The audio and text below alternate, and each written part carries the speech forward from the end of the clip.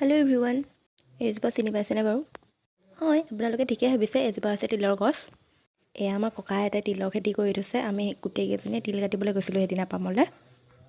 এয়া আমি তিল কাটিলোঁ। তিল কাটি হোৱাৰ পাছত আমি ভাত পানী খাই বাৰীখন এপাক চালোঁগৈ।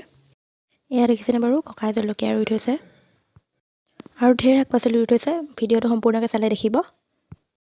এইপিনে এজোপা কচু, আমাৰ পিনে এইজোপা কচুক দহি কচু বুলি কয় হেনো। আপোনালোকে কি বুলি কয় কমেণ্ট কৰি জনাব। এইপিনে বৰলাই খেতি কৰি থৈছে আৰু শাক পাচলি আছে, মই নামবিলাক ভালদৰে নাজানো বাৰু। এয়া বৰলাই পাতবোৰ দেখিছেনে, সাৰ নিদিয়াকৈ ইমান ডাঙৰ হৈছে। এইপিনে অমিতাও গছত লাগি আছে।